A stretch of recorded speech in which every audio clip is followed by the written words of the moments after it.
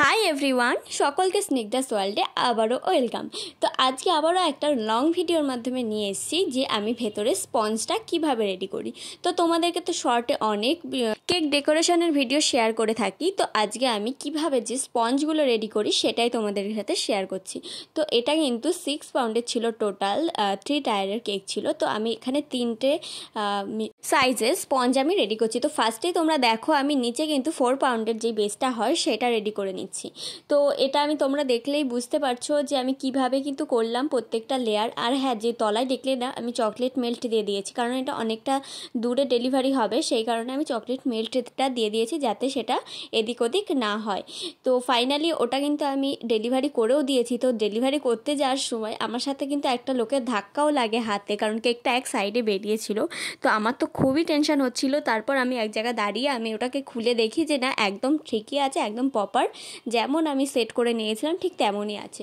তো তোমরা দেখতে পাচ্ছ আমি কিভাবে লেয়ারগুলো করলাম। তো প্রথমে করে কিন্তু আমি একটা করে স্পঞ্জের লেয়ার দিয়ে দিচ্ছি আর সুগার সিরাপ দিচ্ছি, তার উপর কিন্তু আমি ক্রিম অ্যান্ড বাটারস্কচ নাট দিয়ে একদম কমপ্লিট করছি।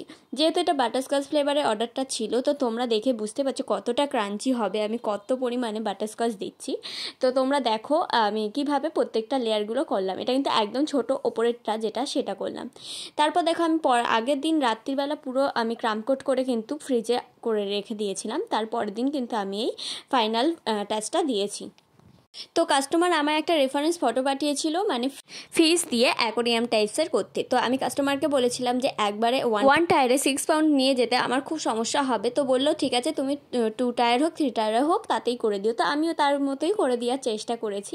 তো তোমরা দেখলেই বুঝতে পারছো আমি কিন্তু 3টেতেই কালার কিন্তু আমি এই ব্লু দিয়েছি। আর কিভাবে এটার ডিজাইনটা করছি সেটা আমি তোমাদেরকে একটু ক্লোজ করে স্লোতেই দেখিয়ে দিলাম, তোমরা দেখলে নিশ্চয়ই বুঝতে পারছো। তারপর দেখো একদম ফাইনালটা ওপরের কোটটাও কিন্তু কমপ্লিট করে দেখিয়ে দিলাম। তো এইখানে কিন্তু এই ভিডিওটা আমি তোমাদেরকে এই অবধি দেখাবো, আর ডেকোরেশনটা আমি শর্টে শেয়ার করে দেবো, সেটাও তোমরা কিন্তু দেখে নেবে। তো তারপর দেখো কেয়ারফুলভাবেই কিন্তু আমি একটার পর একটা লেয়ার আমি ভালোভাবে বসিয়ে দিচ্ছি, কারণ প্রত্যেকবার আমার যে ভুলটা হয় সেটা যেন না হয় সেটাই সবসময় করার চেষ্টা করি। তো তোমাদেরকে এর আগেও বললাম যে কেকটা অনেক দূর যাবে, তো আমি অনেক কটা স্ট্র দিয়ে কিন্তু এটাকে একদম স্টিক করে নিয়েছি। তো ফাইনাল লেয়ার বসাতে একটু ভয় লাগছিল, তারপর দেখো একটু বিগড়ে গেছিলো, তাও ঠিক আছে, চলে যাবে। তো যাই হোক, আমার এই ভিডিওগুলো তোমাদের কেমন লাগলো সেটা কিন্তু অবশ্যই কমেন্ট করে জানিও। আর আমার চ্যানেলে যদি নতুন হয়ে থাকো তাহলে প্লিজ চ্যানেলটিকে সাবস্ক্রাইব করে দিও। দেখা হবে আবার পরের ভিডিওতে, ততক্ষণের জন্য টাটা, বাই।